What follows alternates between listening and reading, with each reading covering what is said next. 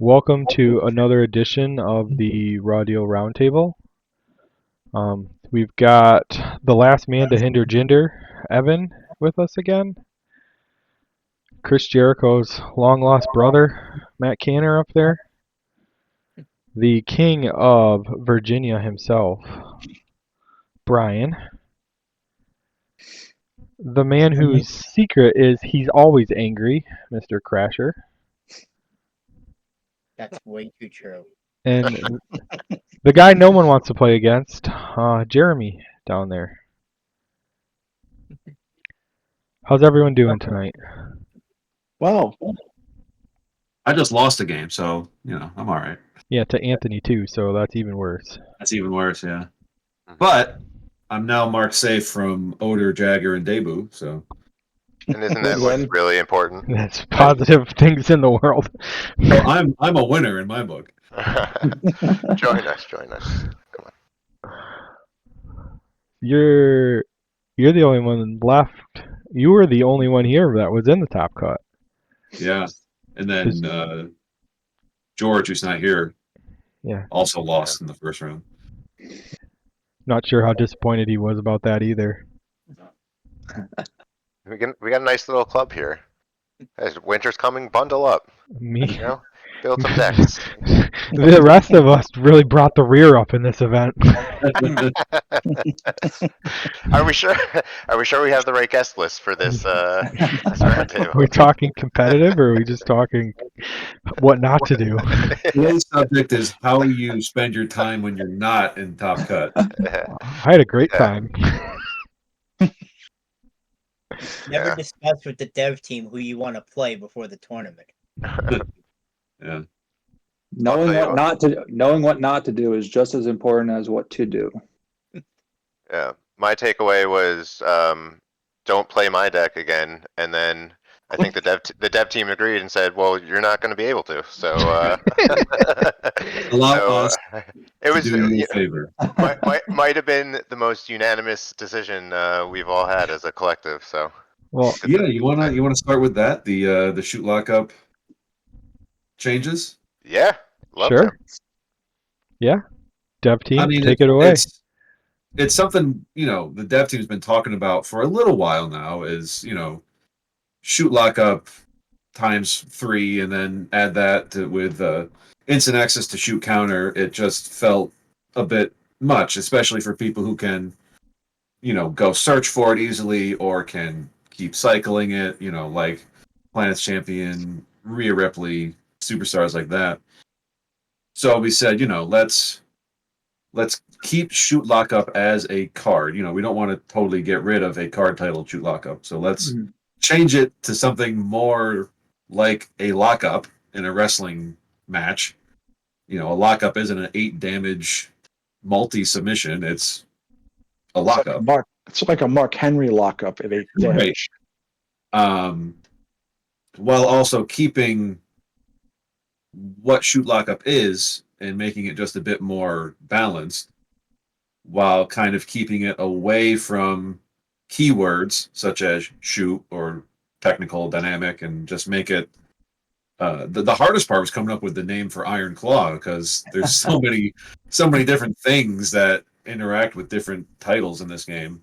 So we thought Iron Claw seems pretty generic, while also being a submission that's not in the game, other than Claw. Thought it was a really solid choice on the name. And we really had that great picture with Eric Rowan. And then we adjusted shoot counter to kind of be more useful in a shoot dedicated deck, but still useful outside of it. And make it not as game altering when it does hit. And we made the cards, we had the images, and then I was like, all right, who's gonna get flamed when they post this? And they were like, I think Hog Trail should do it. I go, okay. I typed up this big, long, drawn out explanation, and everyone's like, finally, awesome. Yeah. The dev team's like, wait, what? I think I've seen a little bit of pushback in private conversations about it, but I That's just fine. wanted shoot counter to not work with shoot lockup because Yeah. that got Yeah, that was my thought too. Shoot counter was basically, oh, I've got 6 cards left that I want to recover. No. Yep. like, One Maybe of the bug- two most maybe- infuriating cards to lose to shoot lockup. I don't hate shoot counter, but it was just Or frustrating shoot to be like, counter, I meant. they're playing a shoot lockup. There's no way to prevent the shoot card from being Yeah. on the table, so it's gonna hit. You know, It's essentially a 14 fortitude swing. Mhm. It's not even the fortitude so much as it was the 6 damage RMS reversal. That's Yeah. in your backlash. Yeah. that hit like 90% of cards. It seemed like. Mhm. Especially game saving cards. Like you're gonna build dynamic, okay. You're gonna build I technical, okay. I had to play around shoot counter in one of the tournament games. This is my game, Was it your game? but it wasn't a shoot lockup that was out there. It was a shoot Shoot action. action because I could search and throw those. So I had to be mindful not to play any kind of recovery card or anything like that. Yeah, and I had to watch for Andre's 10D recovery card killer too. So no one recovered in that game. So I have a question about the development process, like aspect of it. So, Jeremy and I would always talk about what are the ways we feel like we could change. Like, what would we do to change it? Because we agree it's a problem. Obviously, we use it, but like, it certainly isn't a great balance for the game. So where did it start? Like, oh, do we make active or permanent? Like, I feel like that is kind of at the top of the list, right? You don't want it to be manipulated, but then you still have the aspect of, it's a shoot maneuver with access to shoot counter. Like, where did you guys want to start, and did it evolve from there, or was it like, what was that process like? It It was kind of a. No, go ahead, Scott. I was gonna say, I think we were saying the same thing. It kind of bounced around. Then there was an idea. Well, why don't we make it unique? But then you can't search for it. All right, so then why don't we make it active? And then there was a thought of making it only active if you. I had suggested it was only active if you were 5 behind in fortitude. So if you're actually winning, like say my Road Warriors deck, and I had 3 of them in there, I could still throw them as unprotected multis. But that never kind of went through, and then it just became what it was with the permanent and the active on it. Mm-hmm. Yeah. I think keeping it non-unique but active is a key gameplay because it still gets hit by. It's great to be back here in Carlito douche. If you make it unique, you lose all that. It's automatically hitting. You also lose almost every feasible way to search for it too, though. Yeah, and both of those points are essentially why we didn't make it unique, why we made it active instead. Where, I mean, if someone wants to pack more than one, they can. It doesn't, similar to Precision Haymaker, you can pack more, but it doesn't really make sense. But we still wanted it to be reversible by douchebag Carlito. It's great to be back here in. And we don't, plug your ears, Kanter, but we didn't need Chris Jericho to recover 3 when he played a protected lockup. Oh, Hug, the fact that it entered your mind was enough for me to Every time, hey, bring me joy at for that day. the very first draft, or maybe the second draft of Are You Ready for a Good Time? This Is Just the Beginning was unique. And then someone mentioned Chris Jericho, and it was no longer unique. It was cannot be packed with packing more than one copy of This Is Just the Beginning. But yeah, that was generally it. Was we wanted it to be permanent as kind of so it couldn't be removed from your own ring by certain superstars, and also it's kind of a give back that you now have 8 fortitude that's not going anywhere, even if they play Undermine or if they are Ric Flair or Evolution. That 8 fortitude is there unless your opponent is the Undertaker. Mm-hmm. A lot of this felt like it started with the whole Rhea Ripley revision. Yeah, I mean, it was her and Planet's Champ were the 2 main ones that were kept were able to cycle it the easiest. Well, Rhea Ripley a little bit easier. I mean, it was only 11 times. Wasn't that easy, but But yeah, and then as far as the new shoot lockup goes, I think that was mostly Anders' design, if I remember correctly. It was my idea to give it the reversal restriction. I like that. It's a nice touch. Yeah, Uh, again, I needed something because the first version of it just looked like, oh, nobody's gonna play that. Yeah. Well, it's also an ode to, you know, the Shoot reversal move. restriction, shoot move, and also getting hit by Douche and Carlito. An homage to the original. And yeah, being able, with the new shoot lockup, you can make it multi when you play it. Yep. Yeah. So now female superstars can pack it because it's not printed multi, but they can still play it as a multi if they want. I love it. I think it's a That's cool. 10 out of 10 card, honestly. And who doesn't want a Moolah shoot lockup? And I don't remember who said it, but someone was like, I feel like this card's not going to get played. And I was like, that's okay. Not every card has to be a 10 out of 10. The original version felt it. The counter reversal thing added a nice touch to it. That now, oh yeah, I'd pack that against that CM Punk. And I mentioned that. I said, there might be some diva cheese that can actually pack it because it's 2 damage and has a reversal restriction that'll help get it pushed through early game at least. A panic with it makes it pretty strong, but at the end of the day, it's 5 fortitude. Yeah. Gives you access. You're 1 away from shoot counter, but it's not as bad.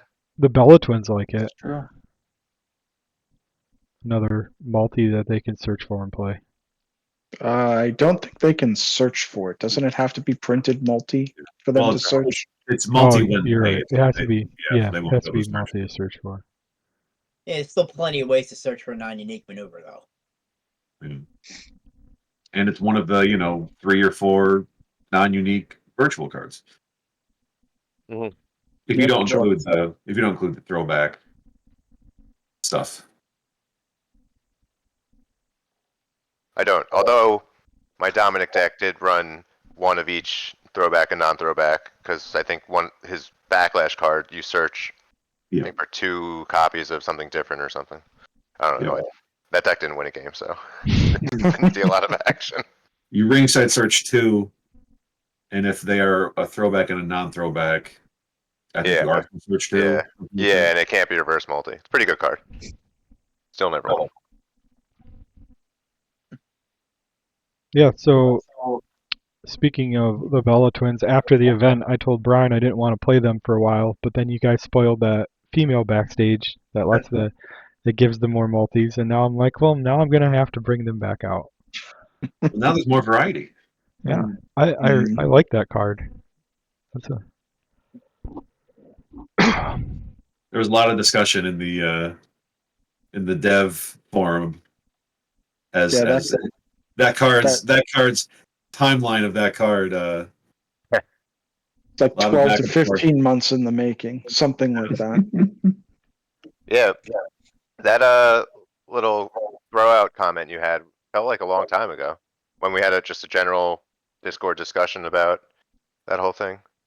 So the original version of the card was Beth Phoenix guest ringside announcer.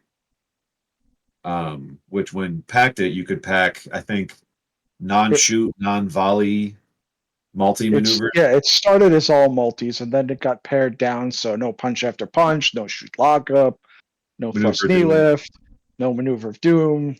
Yeah, all that stuff got pared down. So it was something like that. It's like non-volley, non-shoot, multi-maneuvers. And that was when packing the card, you could pack those. So you didn't have to play it. It had an effect when played. You can ace it, and your next multi requires 3 reversals, I think, or something like that. Something like that. It didn't stay.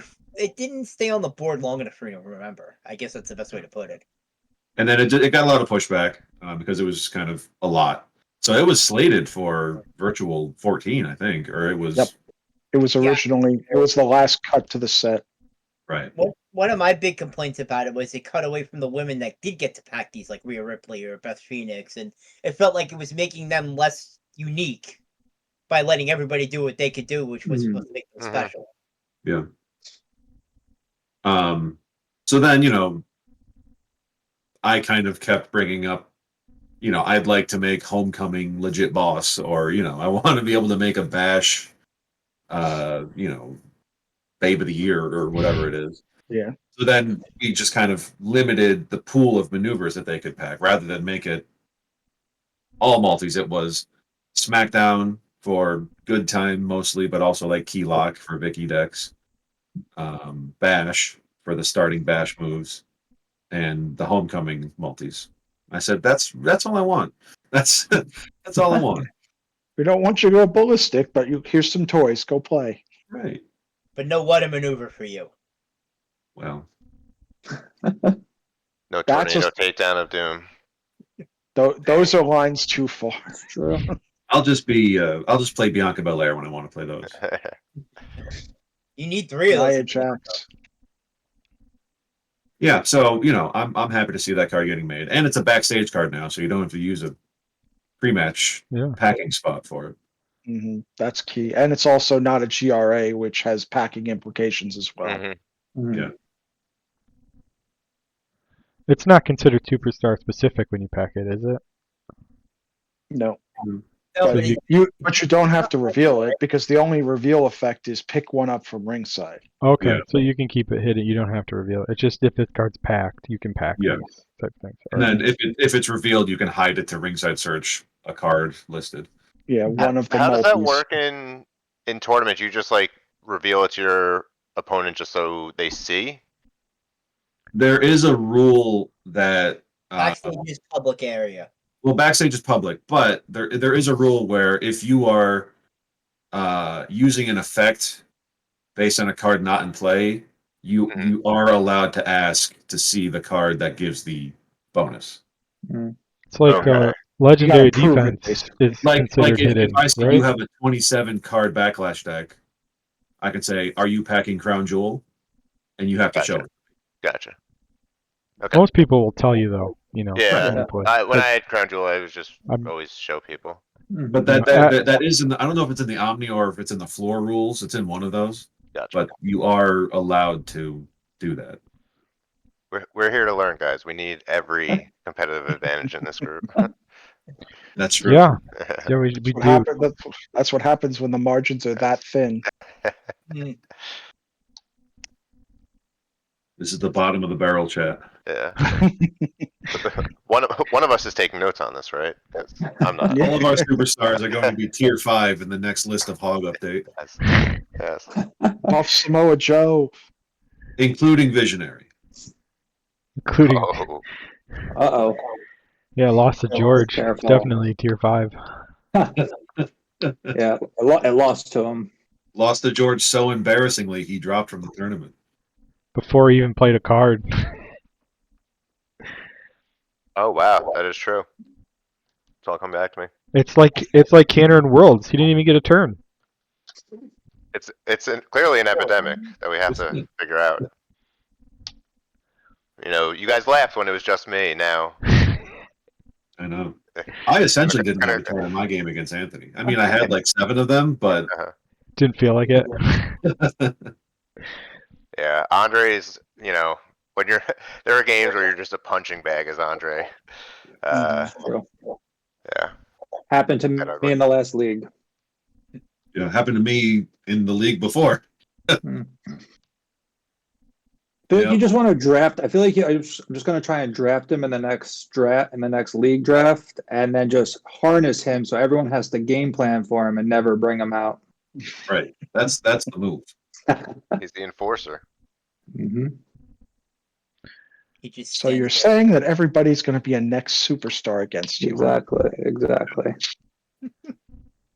or Now how do you counter the NXT superstar? There you I'll go. figure that out. Mind games. Developmental.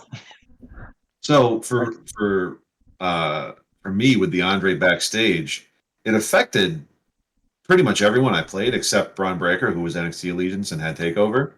But everyone I played ended up with like 5 cards in their opening hand anyway, just due to outside drawing effects or searches or stuff like that. So it was like, no one really had no hand against me. Yeah, that is one of the things. The starting hand size has gotten a little out of control at this point. I don't disagree. Yeah. I don't disagree at all. And that was actually brought up. I disagree. I think it's just right. You, Yeah, you, you you have stop. 17 in your hand every One-side every first It's turn. never enough. It's never enough. It was brought up in one of the threads. I don't remember if it was Rants or Virtual Classic about takeover and people having, like 17, 18 card hands and not much you can do about it with takeover. So the dev team hasn't really jumped into that yet just because we're still in virtual 15 mode, but Mm. I think something like I think a card that punishes huge hands to start would be an interesting card, like pre-match or something. Well, first of all, I'm gonna jump in there, and I know Hog's gonna agree, but I don't think enough people play Evening the Odds. Not that it's enough of something, but I know Hog loves that card, It's a good and it's card. my favorite card in Virtual. I do. Technically, isn't it evening up the odds? Evening up the Yeah. odds. Evening Yes. the odds is the Sorry, no, Dudley card. that Dudley Boy's card is just really no. It's the best. Yeah. Yeah. I don't think enough people play that because it really can mess with your opponent. Yeah. Even having said that, I do think it can get a little out of control. Even though there's really not a ton of hand reduction. It's more about like discard. It's really other aspects of it. But there are superstars that just get crushed by it, right? Like Andre, Henry. So yeah, it can get out of hand. I remember during Worlds, I packed best laid plans anticipating some kind of hand hate. I don't think I ran into anything. I never played it once. Mhm. So that's kind of also what led me to use Andre is people are gonna, there's not a lot of hand reduction going around, so people might not game plan for it. Mhm. Part of the problem is between flanked and NXT, there's almost no point to most hand destruction. Yeah. Like overrated Um, superstar, I feel like there's too many bullets against it when they're gonna protect their big hand. And The even at the odds, a smart player is going to play the 7-7 game and make it go away. the shuffle option of I'm gonna break you gets around takeover. Yes. So what is it? So with break you, you can choose to have your opponent discard the cards or shuffle them into their arsenal. It also got around Jinder's pre-match, which is how I started one of my last. I Because think it was the league game. takeover only prevents reduction and discard. So if you don't make them discard, you make them shuffle it in. That's something. There's also 42 virtual cards to say you can't play break you. Right. I think there's a reason why Break You hasn't seen play since Classic. I couldn't put my finger on what it was. I had I'm gonna Hey. break you Molly Holly built. Because she doubles the number that you would choose when you look at your opponent's hand. So I think I played it. I think I played it once against Free Dude, and I think I'm gonna break you. I think I broke him for like 14 cards or something like that. Hey, I had that in Planet's Champ, and that did work, man. All 5 Swiss rounds it hit. I mean, but that's the thing about Breaky, right? Like, there are 42 cards to stop it, and that's how good it is. That every time it comes into my mind, I'm like, maybe I'll just toss that in there. Even if I fuck two, what's And the that's big the one deal? tournament you seal the throwback undisputed belts. Yeah. Well, of course. Yeah. I mean, when I was packing Break You, Planet's Champ was the last one, but I've done it a couple of times. But I always made sure, like in Classic, it would be, I want to play the game, 2 Break Yous, maybe San Diego with 3 New Orleans. Like there was cheating ways to get around, or cheese ways to get around it. Yeah. In Virtual, I think what you have to do is you have to say, okay, if I don't get Break You, what am I doing? And that's the cost of Break You, is that those slots that would normally go to say you don't want to play me have to get used for my alternate pre-match when Break You is not an option. And the good thing about Break You is the ace of Break You is pretty good. Very good. Very good. Mm-hmm. I would run Very in underappreciated. Jericho So, Worlds deck. Pop it for Sanctimonious. You get 2 reverse any non-trademarks just from your ring. Or you overturn Divine, I'll pop Break You instead. Hmm. Stuff like that. And there's a lot more RFG now than there was then. Definitely.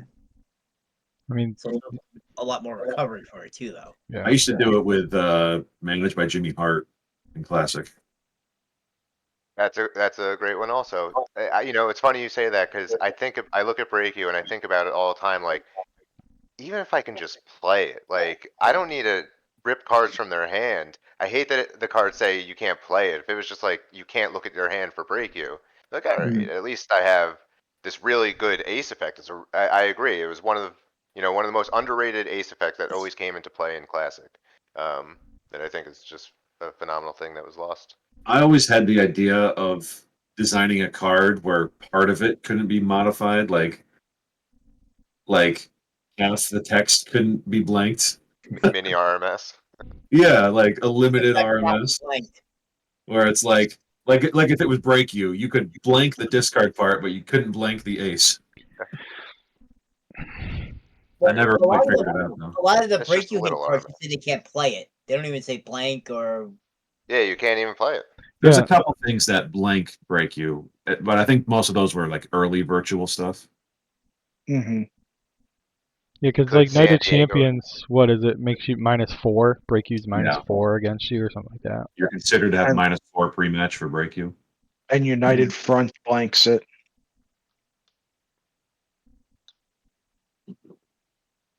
that was for altogether now, right? Yeah, that was the altogether now card. I packed that in all of my strong style decks. For obvious reason.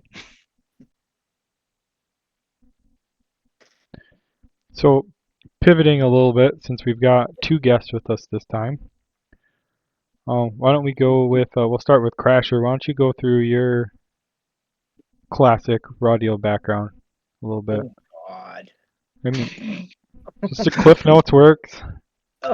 Me play game long time. Have You you complain about have you always been this angry about it? Brian? Yes, easily. I could tell you that because we both started at the same time.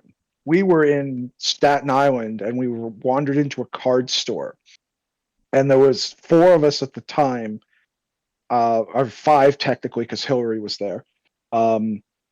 And we all walked in and we saw Raw Deal. We were already wrestling fans. We gathered at my house most Monday nights when I wasn't at college to just watch Raw.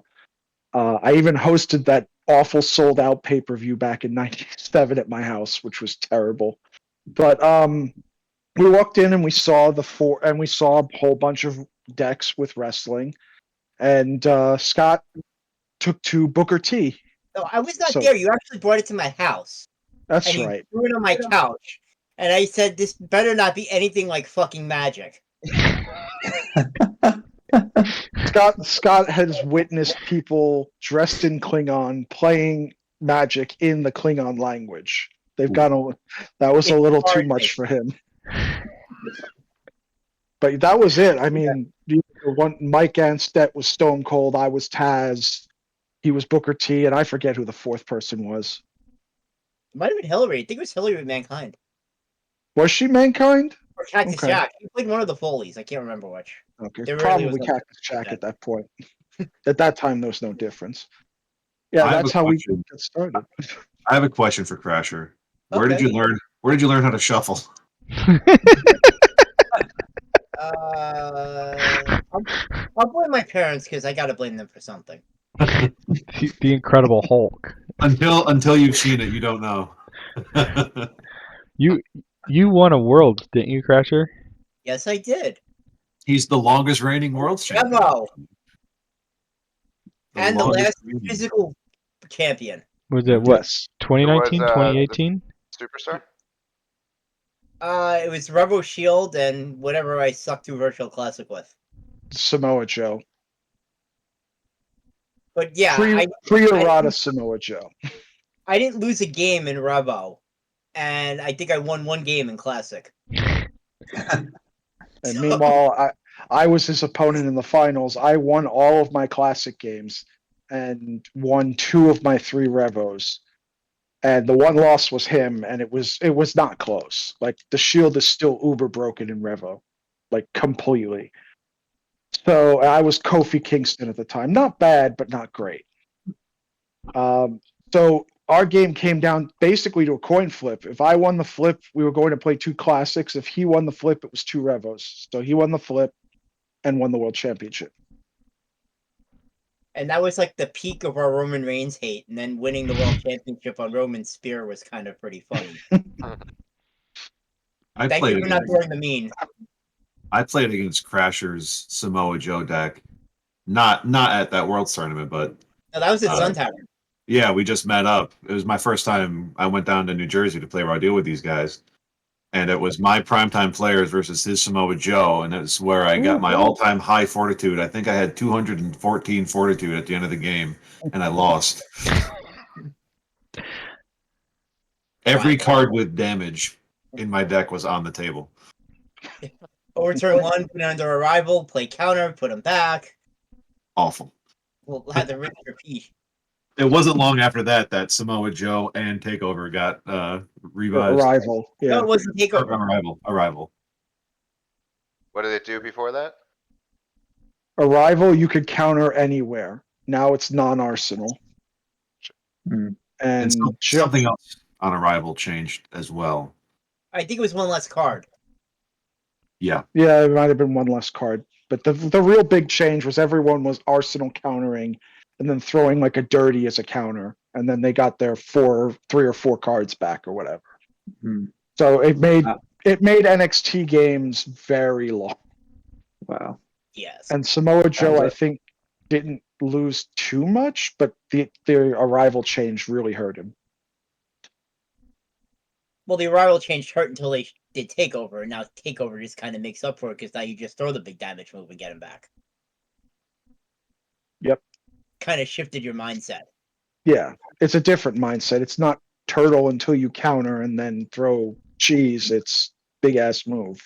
Yeah. Right. With NXT Allegiance, you have Morrow to do Mhm. your cycling. So you have to hit the move. Yeah, and he was throwing chain shoot lockups protected from Arsenal with no fortitude because he could stuff the card. And I mean, to be fair, I was primetime players.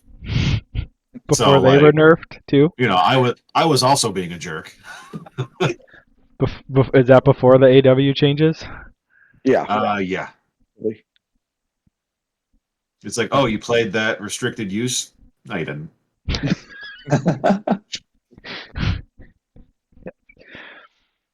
Steph took the ball first, and then finally AW got his. I did that to Ponder exactly once that day, and he was like, "This is changing." Enjoy it. That might have been his exact. Plus, I was chain primetime players, so you discard 2, play a reversal, and I say, "You didn't play that," and now you've still discarded 2. Hope you have another reversal. I think that was part of the game. I think it's part of how I won. It's like, oh, you stuck the first reversal, so I'm going to throw the crappy reversal first. He's going to say, no, I didn't play it. I do the good reversal. Yep. So Jeremy, how about you? What's your claim to fame? Matt, how long have we been playing? Back since Classic Day 1? You were Kane at the time before Jericho. I was The Rock. Pretty sure I played a Kane deck, and I was The Rock, and I said, you know what? Our abilities will cancel out. We just won't have to remember them the whole game. That is true.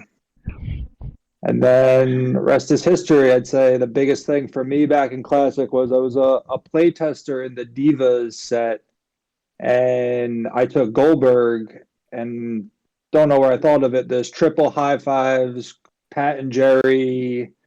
Good things sometimes happen, Pat and Jerry. Basically drew my deck, was throw series of punches, throw superplex, and there was no way to stop the actions, the 0 fortitude action, the irreversible actions, the throw series of punches, or the throw superplexes. No show wasn't out at the time because rules came out in Divas. Rules was there, yeah. That was a big action stopper, but Goldberg did away. It only made Goldberg better, of course. So in classic Raw Deal fashion. Oh, Austin's too good. Let's create Turn the Tide. Okay, sure. So you didn't catch this in playtesting? Oh no, I was this exact deck in playtesting, and Baron knew about it, and he came up with this Premier Raw Dem Dudley's version, and I was like, yeah, there's old school Sykes out there. At least my deck, like good things, view flash in the pan to just see what I'm up against. If there's a just bring it, okay, we go this other route, throw a pan Jerry, skip the turn, do it all again, and there are only so many ways to stop a spear and a jackhammer at 8 and 9 damage. Like maybe they had one step. There's no way they had 2 steps and 2 escapes. So you just see which path you want to go down of least resistance. That was always kind of the thing about Classic. He kind of liked having that one broken deck that you had to deal with. Yeah. He always liked that. That was a Baron thing. Yeah. And then the next set, he just absolutely he put a bullet to whatever that deck was. Yeah. Thanks, backstage politics. Yeah. Yeah. Well, exactly. I'm glad that tradition is still true in Rodeo. Because You just the don't- funny thing is, it's a Magic thing too, where everyone. But the difference is, Magic has no diversity rule because there's nothing to be diverse about. So he was taking that same Magic philosophy, bringing it to Raw Deal, and then, oh, by the way, if 8 people do it, then 7 of them are gone from a tournament. Mhm. I love the What- diversity rule personally. And then the one yeah. X-Pac makes the cut. Uh-huh. It was really cool. Tajiri. There was a touch. local Tajiri deck that did very well because everyone it was 8 BFMs and like 7 Undertakers. So So he's Tajiri just- stuck into the top 32. Tajiri we also had- got to get rid of Premier Raw in the pre-match. True. We had 3 visionaries in Worlds this last year, so It's almost diversity's 4. still strong. It was almost we had- 4. We had Yeah. 2 in mine. We almost had 2 Rhea Ripleys this tournament. Yeah, like I said, don't mention to the dev team who you want to play. There's And then as a result of that Goldberg, I believe Volley This came out the next set to counteract the 0-4-2 actions because that's what Rules was supposed to do, and it didn't do enough. Mm-hmm. I thought the next set was all about the game, maybe? That was a Is 10. it Vengeance? All about the game was 10. It was just Triple H. Wasn't that Power Trip and BOD? No. Vengeance was That was Volley earlier. That was earlier. Okay. Vengeance was Volley This. So yes, that was the next set after. You were rank 1 at one time too, weren't you? I was Jeremy? going to say, not often you get 2 guests on. You get a world champ and a former #1 ranked. And don't forget former World 14 And up 4 there as and well. 14, yes. That's So. just, you know. I don't remember how high we got ranked at one point. God. Oh. So a funny story, and I'm glad to be able to share on this stage. Like we said, we were playing like since the beginning. And back in Premier, we had a tag team tournament. And Jeremy and I ended up getting paired together, and we played, went so late, the store closed. We went over to the local pizza place, and the rules was you weren't able to like communicate with your tag team partner. You weren't able to like give information. And so I went first, and Jeremy was like, "Oh, let's." He's like, "You don't attack. He has 3 elbows." And the judge was there with us. There's actually Jeff Englert, who is like part of the inception of it all. And he was like, "You guys are disqualified. You lost." And that was in the finals. We lost that tournament. Yep. And to this day, 3 elbows is. Because back in Premier, 3 elbows was a godhead. Yeah, You weren't yeah. losing if that. What can you do?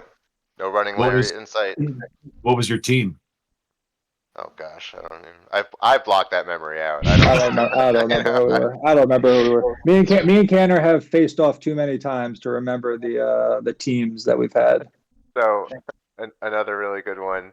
We drove together tournaments. Tom McKelvey organized a lot of tournaments, and we were very close with him. We would get there, and I think 3 or 4 straight tournaments, we were paired up against each other in round 1. Just play each other. You just- guys showed up. Just play each other. Just ridiculous. And I'll never forget. If He you was drive more than 20 miles to a tournament, you play with the guy in the car. yeah. So Round 1, period. Yep. So So he was RTC, I was HBK, and we've played this matchup 1,000 times. We sit down at the table, McKelvey tells us that we paired against each other, and I was just like, all right, I scoop. He goes, I'm like, are you censoring Crazy as a Pet Raccoon? He goes, yes. I'm like, good game. Shook his hand and didn't even waste my time because So that was round one. Round two, I faced Baron's one maneuver Billy gun deck. He saw I was right to censor. He scooped, seeing that I was going to censor his first move. Then I play West Victory's BOD, and he's illegally playing Atari being this original. So I went 3-0. All I had to play was a calling you out on a Atari this original. That's how it started. And what's more amazing to me is this guy went 2-0 to play me in the third round with a Target's original BOD that nobody caught. Steve Rusk made it to the semifinals of a neutral ground qualifier with a Duchess rock deck. oh, I remember that. The deck was That excellent. didn't get caught until I saw it Oh, after wait. I lost the game with him. And Duchess- then Was that as I was the? ranting about it, he played Mike Enstead, who said, "Oh, by the way, he's disqualified." I remember that. What was it called where you could only play SS3 and later? Afterburn. Afterburn. Was it? Was he after? Was that his afterburn? No, that was the neutral ground qualifier that Enstead won. So that was Goldberg qualifier. Divas. Mhm. I think that was the one when the value packs first came out, wasn't it? I don't remember. No, it can't be because that Premier Raw deck died the next set. That's true. So- Because the SS3 tournament, there was a qualifier for neutral ground. That SS3 had just come out, and I remember when we got there first, and we deliberately bought all the value packs with the Spinebusters so nobody else could get them. That was you. That's it was. That was you. Thank you. Yep. I was there. I had your Spinebusters. Funny. That and the mod clutch picture, which was pretty hilarious.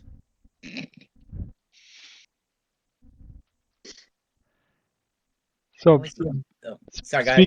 speaking of events, Brian, you want to go over the latest I Richmond will, event? but I want to play a little game first. I hope you guys are up for it. So this past Saturday we had a virtual Raw draft in Richmond. Quick go over the rules for anyone who might be watching and has no idea what I'm talking about. Each player is given a certain number of packs of cards, and the superstars are laid out in front of everyone on the table, and you use those packs to bid on which superstar you want.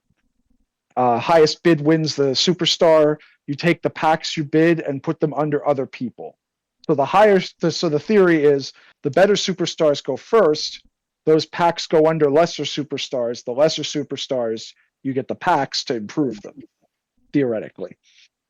And also, So in what- theory, if it was a superstar in the booster, you could become that superstar.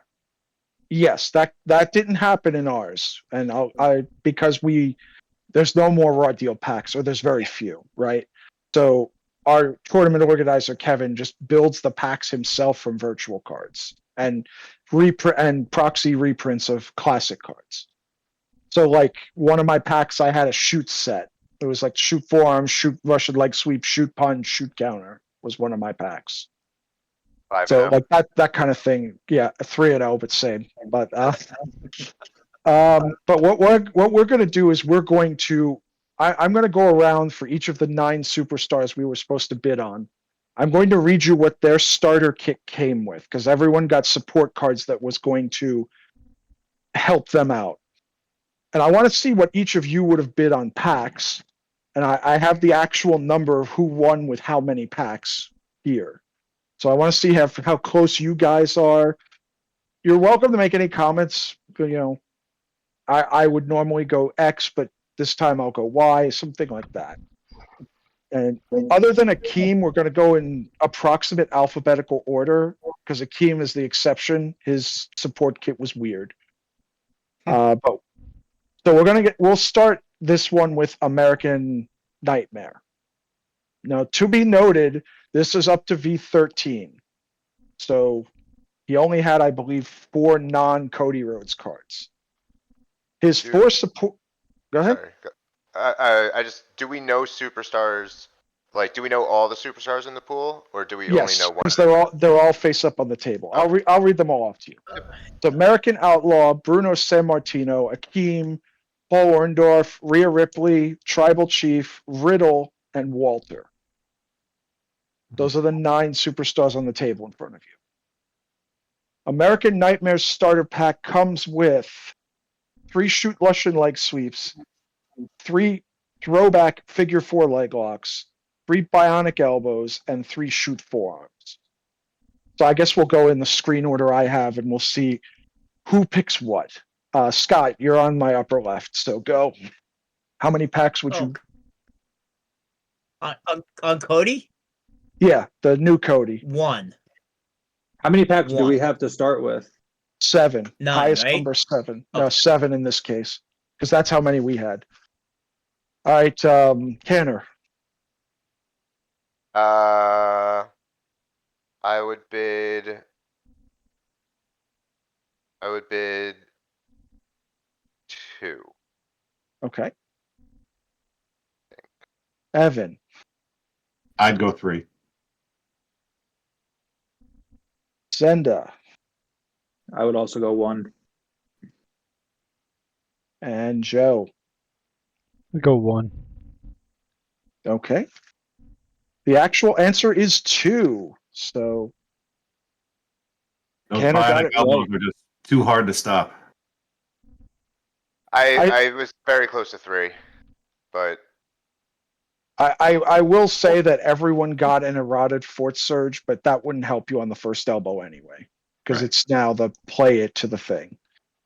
Okay, next up, It would help you on the Bruno. overturn. What? It would help you on the overturn, though, wouldn't it? If Yeah. you popped it, sure. Yeah. Next up, I'll go in the order they were posted here in our group. So next up will be Paul Orndorff. Paul Orndorff came with a dynamic finisher, 3 luck of the draws, 3 dynamic arm bars, and 3 dynamic drops. He additionally also came with managed by Bobby the Brain and the Heenan family. But those didn't count towards his superstar cards. I mean, he had his specifics, right? I believe he had 4, but let me triple check. Probably his first 4. Probably at that time, that's all he had. Yeah, 1, 2, 3, 4. Yeah, he only had his first 4. He did not get his second 4 yet. He also got sculpted in the pack. You will get sculpted like a statue. Is that So- throwback or non-throwback? I believe he could only pack the non-throwback, Yeah. but it was the non-throwback. The other one Yeah. wouldn't do him much good anyway, I don't think. It's a weaker reversal, but it would be 2 fortitude and RMS. So go for it, Scott. How many would you bid on Mr. Orndorff? I like Orndorff, so I'll go 2. Kanter, I'd go 1. Evan, If I had to bid, I would bid 1, but I would want to pass in any other situation. 0 is an option if you're Yeah. that bad. Like I can I'd go change it 0. to 0. I would No. also choose 0. Okay. Because there are some that got zeroed out as part of this. Zenda, I would have went 1. Joe. I would 0. The actual answer is 2. Looks like I'm playing Paul Orndorff. Say again? Looks like I'm playing Paul Orndorff. Yeah. I like Orndorff, but I'm not sure I like him in this format. That Right. was, I think that was his problem. I believe he went 1 and 2, and it just, you had to be able to pull hybrid maneuvers, and there was no guarantee. That was the one problem. Did he come with Yep. dynamically inclined at all? Did not. Okay. Next up, That dynamically inclined would only work if you have 10 dynamics too, right? correct. Next He's up starting with is- 6. Yeah. Sorry, go ahead. Next up is Keith Lee. Keith Lee's additional cards are NXT Championship title belt, backflip, high flying style, and youthful agility. Additionally, he also got no sell for free, all 3 copies. So let's reverse it this time. Joe, what would you do? I'd do 2. 2 for Keith Lee. Zenda. I also would have done 2. I'll go 3 just to diversify. Just to Sure. win. Okay. You jerk. Evan. 2. No, the win is who gets it right, not who bids the most. Oh, okay. Kanter. I'd go 1. Scott. Probably 2 again. The actual answer was 0. Keith Lee was Wow. not drafted because he was dropped at the last minute. We had 2 drops. So there's going to be 3 zeros in this pool. So I like Keith Lee in this format. I think I you'd be agree. good in the format. Yeah. I agree. Oh yeah. I will note that everyone got a copy of the card Backlash as part of your starter. But that aside, I agree. Keith Lee's cards and ability, very good. It's not pigeonholed to like one type either. It works with a lot. As long as they aren't RMS. Okay. Next up is Matt Riddle. Matt Riddle comes with Banned from Ringside, Counter-Strike, Back Throw, and Classic Bulldog Lariat. He also came with both mixed martial arts specialists, so you pick one. So, Joe. What'd you bid, Brian? Come on, what makes it do? 3. 3. I'm going to say 3. 3. All right. Zenda. Didn't I walk away with Keith Lee, so I would not be able to bid? No, I'll go 2. Evan. 1. Tanner. 1 for me. And Scott. And I will remind you that in our pre-discussion on this beforehand, I told you that he was better than you thought he was. And I'll say 2.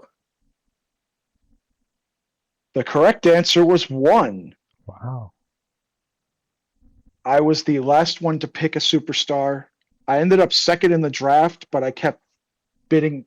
People kept bidding out the superstars, and that was the last one available, and it had like 5 packs under it.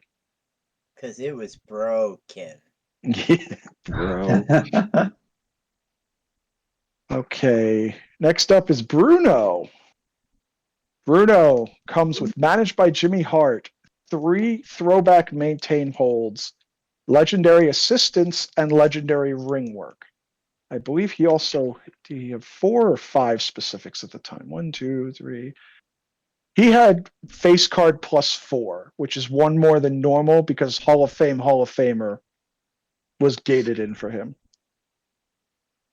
I will also note before you guys start bidding on Bruno that the starter brick that we get as part of deck construction, among other things, contains several moves listed on Back to Basics. So there would be some backstage pool for him to pull from. His Hammerlock didn't exist for this, right? It did. Oh, it did? Yes. Wrist lock is the one that comes next time. Oh, okay. All right, Scott, your turn. Oh, shit. See, the thing with drafts is I always hated bidding on these people anyway. I'd rather have the packs and the scraps. So I guess I'll be cheap again and say 2. 2. Tanner. I'm going to say 0 on this one. I would not bid on 0. this. Evan. In this format, 0. Zenda. 3 in a row, 0. And Joe. I'll say 1 to be different. The Somebody actual played him in retail. tournament. Yeah, he was picked. The actual answer is 2. Oh. Somebody bid All 2 right. for him. He seems like a real tough build in a draft setting. I think of everyone listed, I think he's going to go first. Usually. So And that's having Jimmy and reversing their first 2 moves is Mhm. yeah, pretty good in this. So It's pump kick protection, too. yeah, that's not too bad, I suppose. his first matchup was me, and I used Riddle's flip-flops to flip Jimmy Hart over.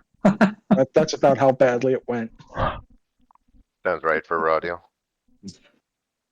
Who is next? Not you. Next is Walter. So Walter comes with. I will note that the hybrid action chop comes in your starter kit 3X for part of this.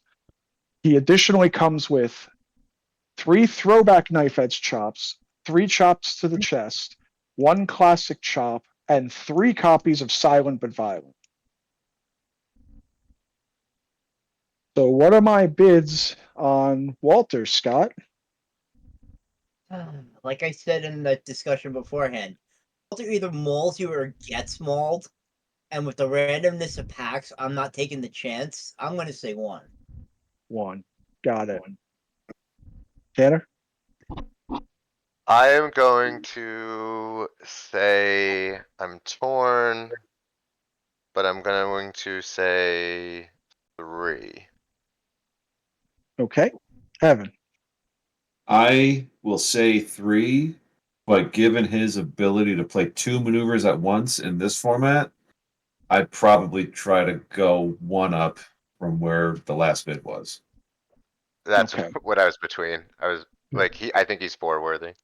Like, if the bid before me was 3, I'd say 4. Mhm. Got it. Zenda? I would have. Him and Keith Lee were the 2 guys I had circled that I would have wanted to try and win in this format. So, do I go 5 and just to win them? Okay. I'll say 4.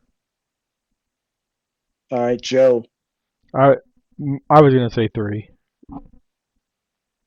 Actual answer is 0. Of the 7 superstars that were on the table, Walter was the only one that was not picked. Wow. Surprising. You're hoping to get lucky and get unprotected strikes in your pull. Did they have to be strikes in his ability? It's been so long at this point. Yeah, No. it's chop and strike. No, Chop and strike. The Isn't it? maneuver chop? you play with the chop can be anything. More or less. Non-RMS, Right. non-multi, non-stuff maneuver. And he can't pack reversal restriction maneuvers. Right. But in Unless this they're format, chops. I'm less concerned with that. Yeah, I Yeah. mean, It's just I the think throwing 2 moves just seems really good, and You want to be I thought it was aggro in a like format five. like this. That's why I was a little hesitant because I thought I'd have to pull strikes. the fact he gets like all of his chops, like you don't have to worry about pulling the chops. You get the full 10 chops that you shuffle in. You just Yeah. pull whatever for and maneuvers. until and you you're good. hit what, 2 or is it 2 or 3? Until then, you get a free search or something for chops. I think 2.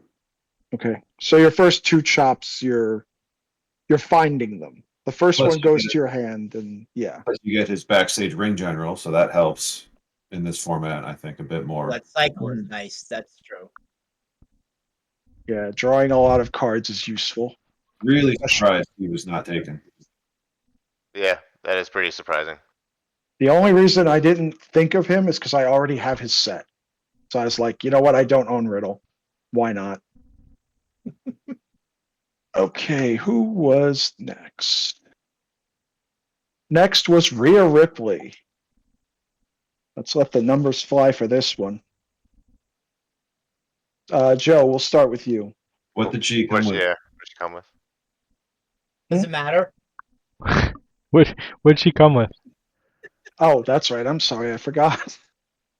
I don't NXT think Women's it matters. Championship title, NXT Breakout Star, Youthful Agility, and 3 copies of the original What a Maneuver. Also included is No Cell Maneuver, but that doesn't count towards her cut. So, Joe, I'll go 3. Zenda, I would have said 3 as well. Evan, 2. Tanner, 4. Scott. I would have said 3 too. The actual number on Rhea was 3. Yes. Nice, Joe. I'm better at this guessing than I am with the damn format. I think I prefer Rhea in pure constructed than in this format, personally. And there's a lot more tricks you can Yeah. pull with her, but she's one of the few people in the tournament that had automatic recovery, ring recursion, and hand destruction. It was a tough combo. She finished 2-1. I think there were 2-2-1s, but she was either second or third. I think based on the pool, I think Walter, Keith Lee, and American Nightmare can handle her in this format. Because the way you beat Rhea Ripley is you bombard her early, and guys like Keith Lee and Walter can do that. And American Nightmare can sneak up on you too. He can get forward quick. Yeah, He probably didn't have the sloppy manager reversals on the overturn. did not. You're correct. At least I don't think so. You had to pull sloppies and managers, and you also had to pull once is enough. So BP, did you play as Rhea in Worlds 2 years ago? no, that was Mitch. Oh, that was Mitch. Right. But his idea was great. I'd throw her in a cell any day. Oh, it was very scary. That's Mitch. Yeah. We are at number 8, I believe. 2, 3, 4, 5, 6, 7. Yeah, we are at 8 of 9. The Tribal Chief is next. The Tribal Chief came with all of the available Roman Reigns cards at the time of V13. So if he got anything from the Bloodline, he didn't get that, but that's about it. He also got No Cell and a Family Legacy as part of his kit without counting towards his superstars. And his 4 cards were managed by Paul Heyman, backed by Paul Heyman, Heyman Interferes, and 3 copies of Samoan Drop. So, Scott, what will the bid open at? 2? 2. Kenner. I'm gonna say. I'll also say 2. I was gonna say 1, but I'll say 2. Evan. In this format, probably 0. Zenda. 0 as well. And Joe. I'd say 1.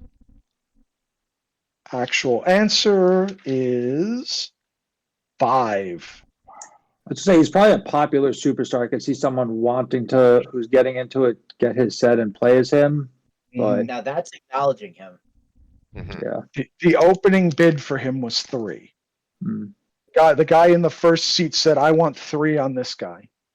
Again, in pure constructed, yeah, give me Tribal Chief. But in this format, I'm not sure. I don't think his ability will trigger as much in this format as it would.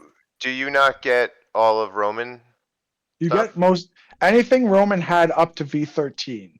So you had Roman's power bomb, Roman's guillotine choke, the Superman punch, the whatever high risk apron dropkick nonsense. There were 4 actions, a full Nelson, and a clothesline, and Samoan drop. Plus, So that's why I went to side 2. note, having to count arsenals every turn would be just Yeah. a pain in the ass. Now that I think about it, I might have gone up to 2 just because if you don't have 3 managers or 3 slivers or whatever, that ability to stop an opponent's trademark finisher would be helpful. So That's kind of why I went to 2. I felt like in this kind of tournament, games can be tilted just on the power of a specific alone, and if he has enough ammo to compete with that, when you don't have the goods, so to speak. Well, that's fair. One thing you guys didn't mention, and it was actually very important in this tournament. The backstage wreck everyone and leave makes all of Roman's maneuvers trademark finishers instead. In this format, that's deadly. Yeah, that is true. So he had something like 8 or 9 trademarks. True. Yeah. But yeah, that was our high bidder. And then last but not least, we have Akeem. The reason I left Akeem for last is because when you win Akeem, you have to pick whether you're going to be Akeem or One Man Gang because they had different support card sets. So, Akeem comes with 3 super kicks, 3 charismatic styles, 3 so much larger than lifes, and a jive soul bro. If you wanted instead one man gang, you had 3 super kicks, 3 TB steel chain shots, 3 you'll really be stunned, and 1 stun the crowd. So for this one, if you bid more than 0, tell me which one you're going to bid on. Joe. It's too confusing. I'm going 0. Yeah. I see Zen shaking his head. Yes. I've never seen an Akeem, so I'll bow out with Joe. Evan. I would go 2 on regular Akeem. Kanter. They took the words out of my mouth. At this point, I would be pretty tired. I don't know either superstar, and I wouldn't commit to anything, and I would just bid 0 to go sit down. Yep. Scott. Oh God. Part of me just wants to say 1 for the chaos theory of trying it. I guess 1 on Akeem. Okay. The actual answer was 0. He was the other superstar that got last minute dropped. The way I see it, 3 charismatic style and 3 so much larger than life that opponent cannot respond to in this format feels pretty powerful. Oh yeah, Yeah. it does. Yeah. Seems like someone I'd be blindsided by in round 3. Like, And he has a 9. He has a Akeem's 9 3-0. card. 9 card starting hand size. True. Very Oh, strong. I didn't mention this, but it doesn't really matter for this pool. He also got his big and tough as any 2 men. Hmm. Largely irrelevant, but worth mentioning. It So was doesn't do anything at all in this tournament, does it? There's no tag I team. don't think there were tag teams. No tag teams in this format. There was 1 tag team that didn't make the cut. If we had gotten up to, we planned on supporting up to 10. The other 2 people that were left off were the Street Profits and Ricochet. But we didn't even get far enough to give them support cards, so I'm not even going to bother with the pack analysis on that. So very good, gentlemen. Let's see. Scott had 3 right. Kanter had 3 right. Evan had 1 right. Zenda had 2. And Joe had 2. So Scott and Kanter share the trophy. Yay. Jersey. I can work with that. On the actual tournament, it was a lot of fun. It always is. And whenever we come back from this draft, I always like to show how many virtual cards I came home with in a stack. And you can kind of see, it's blurred, but you can Blurred kind for of see. copyright, right? Yeah, Yeah. that's the Vela smear. Yeah. But Riddle I would consider Riddle a fun, okay deck, but in a real environment, he's literally reliant on counters, almost 100%. If he can't counter or if he can't reverse somebody's card, he's screwed. So I can see why he wouldn't win anything at a higher level, because at a higher level in a Worlds, you don't want people reversing your stuff at all. But No one's reversing anything at that level. It doesn't seem like. Who was I? I was playing against someone recently. It was during League. I can't remember who I was, but it was someone based on reversing cards. And I said, you cannot rely on someone whose ability is based on reversing stuff anymore. mhm. Because, Was it like, legit, boss? in Might have been Strowman. I know Strowman's a big one with counters as well. I don't remember who it was, but I lost to the Brainbusters because all he played was "This is just the beginning." Oh, it was Steve Blackman. I was Steve Blackman, and he has the Tajiri backstage that when you reverse a card from hand or backlight, you can put a kick into your ring. And I never was able to reverse a card. Yep. So I just had no fortitude the whole game. That's rough. And I said, you can't rely on someone who's based on reversing stuff. In like a top end environment. Yeah, Just absolutely. doesn't happen. In a limited environment, it's much more friendly to that because everyone's If you see one protected move per superstar, I had in one. a fun game, you can whip out Steve Blackman and do pretty well. Yeah. But in like a Worlds environment, no way. Even in a Very- PWO environment, you can't do that. There's just you want to play some, you want to see a lesser guy and see if they're worth it. And then you run into 3 heat decks, and then another one you can't play 2 moves. Yeah. But And you it's get just like you get down to the bottom with us, and then you can play whatever you want because we're just playing Right, for fun, yeah. you know. There I you still go. ran into that So- was probably my biggest lesson from that last tournament was bash decks can't deal with heat right now. On the contrary, Bash weird, has a but- lot of 0 damage reversals. Mm-hmm. They- That is they're true. pa- And it's Bret Yeah. Hart. Right, they can't deal with Heat Bret Hart. That's a very unique case. Yeah. So final results, I went 3-0. Tribal Chief and Rhea Ripley each went 2-1. That final game against Rhea, my God, that was the hardest win I've had in Richmond. Like, period. Like, it was, I think I was down to like 10 cards when he finally lost it. Like, I just, between taking his hand away and throwing moves, and it just, he reversed almost everything at the beginning, finally whittled his hand down, and finally started playing cards. It took a long time, and it was a lot of recovery on both sides, because anytime Riddle throws a counter, if it's reversed, he gets to shuffle 2 back into his deck.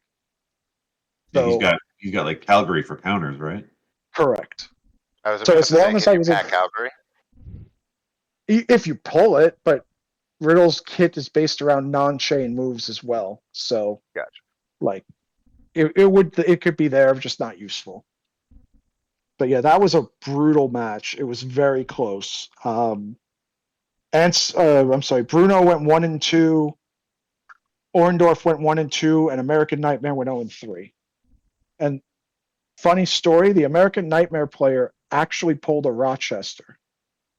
And if you guys remember, Rochester has an extra shuffle in raw draft formats. So it And works it's- in the cage. Yeah. But he still went 0-3 though. He sure took a long time to go 0-3, but he went 0-3. It's pretty No, funny. but it's always a lot of fun. The guys we have are great. Come out there. We just, we all draft. We all like the draft, and obviously people draft with certain superstars in mind. I figured Rhea was tops, and I wasn't far off, but I wasn't disappointed with Riddle. And for winning, I got the Keith Lee set that got cut from the draft, so I got Keith Lee as well as a metal. I think it's called Displate is the company. Yeah. Mhm. It's a They're great. displate of Roman. Yeah, I got a displate of Roman Reigns in the pose. Do you guys have yeah, one it was planned for Facebook. December? We're in the process. It's going to be a standard constructed format. We're going to include, and this will be up to V13. So I believe the next draft's going to be in the spring.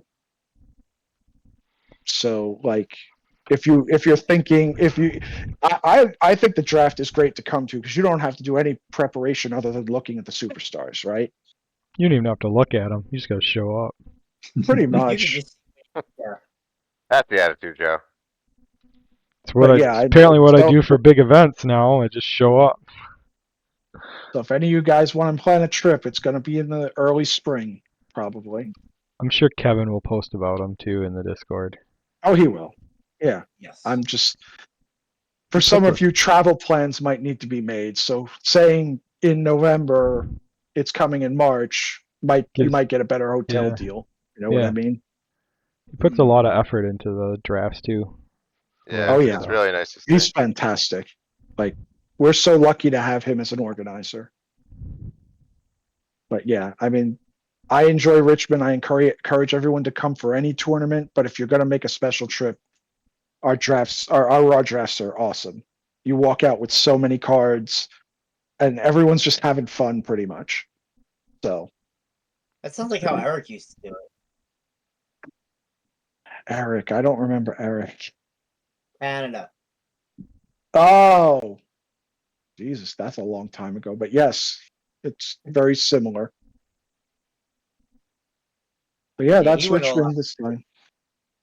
Yeah, he did go all out. Eric did.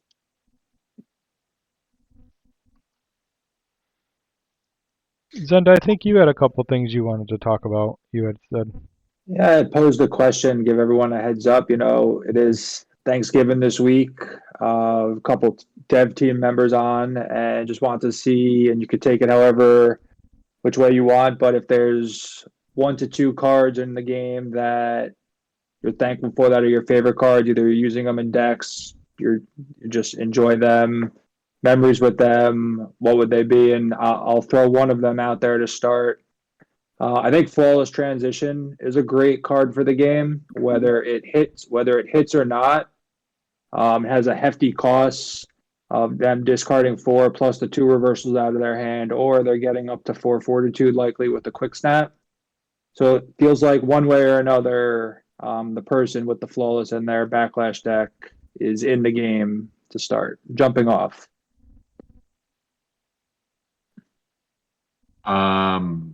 For me, card. I mean, it's not necessarily one card, but the blindside support that came out in Virtual 11, I think. I'm a huge fan of that. Brutal beating and blindside aggression, in particular, those ones really opened up different builds for me, and I still use them quite a bit. And another one that is not very popular, but I think incredibly necessary, is Old School Cage Match. Yes. I was gonna say that. I think the collateral damage of cards that aren't a problem that it affects is worth it, because the cards it does affect suck.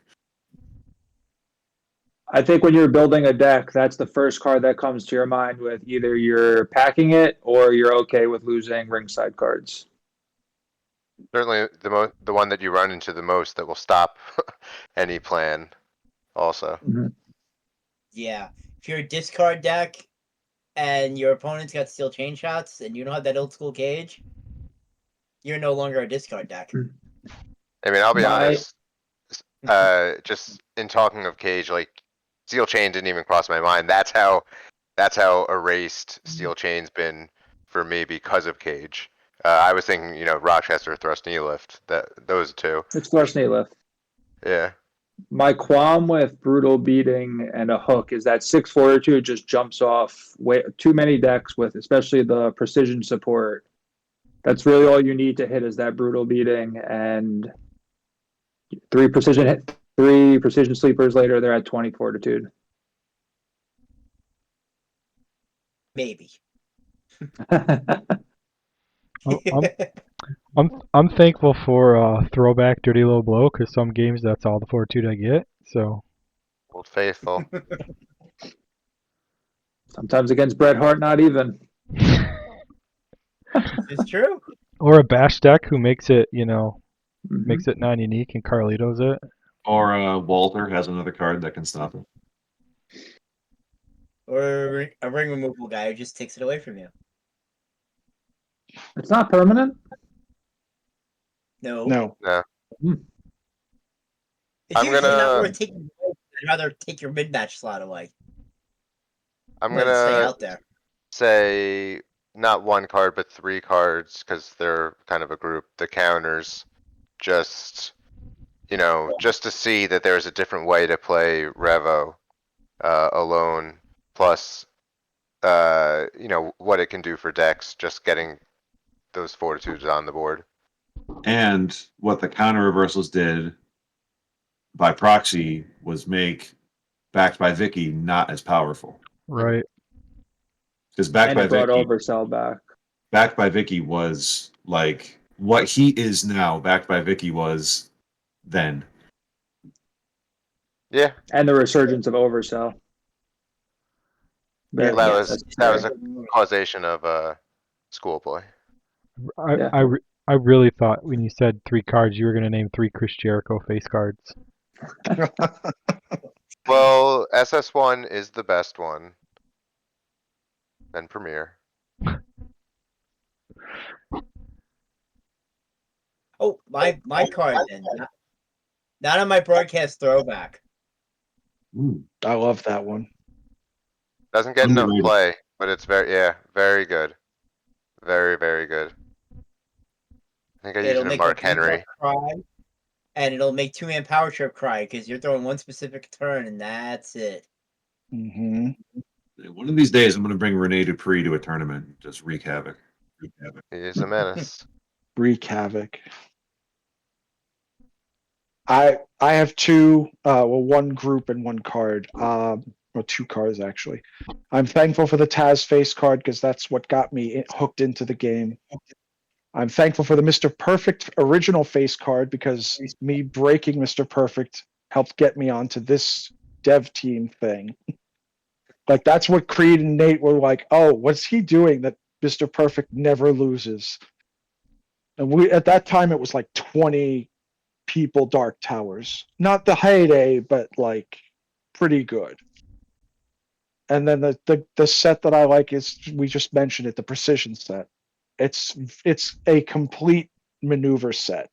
It takes care of itself. Yes, it needs blindside a little bit, but not too much.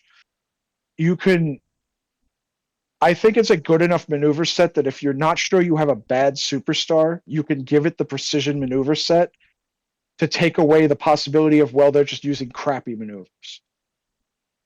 So, yeah. I guess one more that I'll say. Let's give an ode to, a farewell, to single-handedly the best maneuver in the game. Shoot lockup. You have served us so well, gotten us out of situations that we didn't think we'd be able to get out of, put more of a beating on situations that didn't need a beating. Really just Let's an all-around encompassing card. let's pour Cups up, one out. shoot, lock up. Yeah. Yeah. Pour one out for the dead homies. Yeah. Yay. And let's welcome in the new one. So let's turn a new leaf and the new one. Again, I love the card concept. It's very cool. It's a nice homage too. And I think, I don't know how played it will be, but I think it should be, I'll say that it should be played more than it might end up being played. And I think we'll see its day in the sun. Shoot, lock up, maintain, hold is coming up. Right? I don't want none of it. Can you do that if you make it multi? Yeah. I think you have to play the original maintain. Well, maintain, hold just makes it not multi. Right. Yeah. The throwback. I thought the throwback said non-multi. Throwbacks is non-RMS. Oh, okay. Oops. Although That was is close. Shoot Lock Up RMS? The new one? It is not. It is not. That actually brings me back. Claw, maintain, hold used to be one of my favorite finishers in Classic. Gross. It was in my own three. Gross. I tried to play it Classic against I tried to play it against Bella Twins, but Joe was Yeah. mean and reverse maintain hold. Immediately. Yeah. I barely hit the table before he threw two reversals at him. So we had No, that's a 17 club. in the last Worlds. We had 17 copies of Shoot Lockup played. How many do you think Iron Claw will be in the next Worlds? 17. I mean, it's going to be One per deck. Wait, one 17 per or deck 17? that can pack it, unless the superstar is totally not submissions or anything like that. Or camp at, yeah.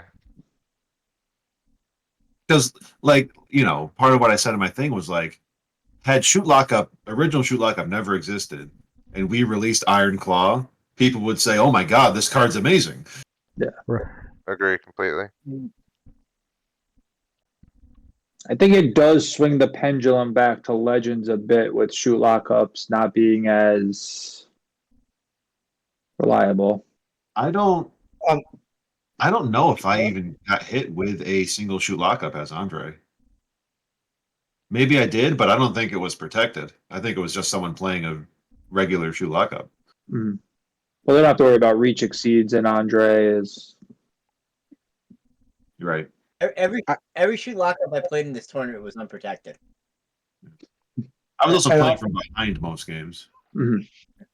I just want to And say that with these, when I'm staring down the barrel of Ginders and these guys, I don't feel so bad about throwing 11 unprotected shoot lockups.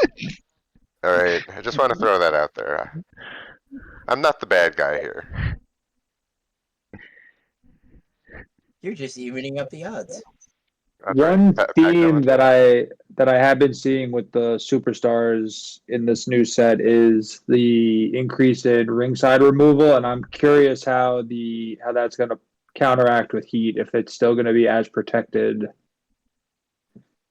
against those new superstars. Is pre-match? Does the pre-match give it ability protection? No, I don't think it does. Oh no, because yeah, the because ability's Dave not can a- remove them. Yeah, Dave Yeah. can remove them. It's Ability just to get around. I think it's card effects, isn't it? Right. An ability is not a card effect.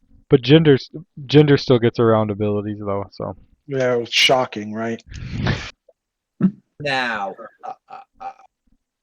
for now, Ginger gets around abilities. I just warn any dev who's thinking about it, not try and hinder. I've heard things can happen in those situations. this is true. Yeah, I feel like the trickle of spoilers picked up a little bit there for a few days. I think I can. I think I did not clear this, but I think I can get away with it. There will be a release this year.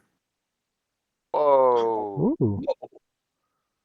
It might not Maybe. be as big a release as we originally anticipated, but we will release cards in 2024. Would you break it up and do like two That's- mini releases then, or? that- I think that's what we're going to do.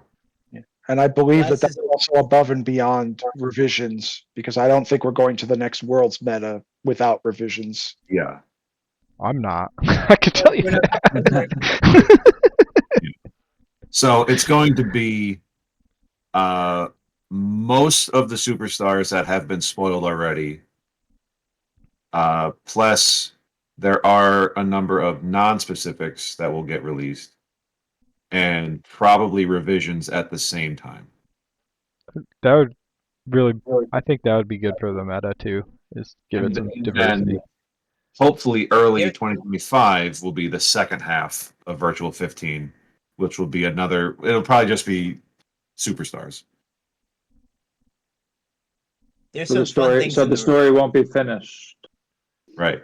That's how you get Hey, views. Cody, you're why Toddler can't from- this? From Trip. We're looking at it as like WrestleMania Night 1 and Night 2. Okay. So there will be a release in 2024. That's coming up quick. Looking forward to it. But yeah, like I said, and it might not get lost in there. There's some fun stuff in the revisions that once you take a look at it, you'll be like, oh. I always like the revisions. I always find there's some cool stuff you guys do in those. The worst part about revisions is having to go back and edit all your decks. Mm-hmm. It's real easy on Or Octagon going though. back and edit the strategy guides. Oh God. Or just remembering them. Remembering revisions is half the battle. There's so many things on Team Canada that have to get updated every time we release a set. I mean, remembering to put cards in the deck sometimes is hard too. Like, to put all my reversals in. Oops. Oh yeah. Well, what are you talking about? The time I forgot my enforcer deck? And No, backlash deck? I just in general, like you build it. I didn't put any volleys in this deck. Oh Oops. yes, yeah. I think I played a game against you, and you're like, I didn't put any 0 fortitude reversals in this deck. I almost had a revision thing there. Oops. Oh, spoilers. No, I was. That's why I stopped myself. And that's rare. I usually don't stop myself. Well, I think this might be a good place to cut it for the night and let people go to bed. It's past my bedtime. Cut the broadcast before I say something stupid. Good call. We're gonna leave it running for a little bit longer for Crasher to say something stupid. Yeah. All right, friends. This was a good one. Well, Yeah, gentlemen, definitely. Appreciate it. Thanks Always for a having us pleasure, on, everyone. Joe. Have a good Nice night. show. we'll talk more later, guys. Take care. Damn button.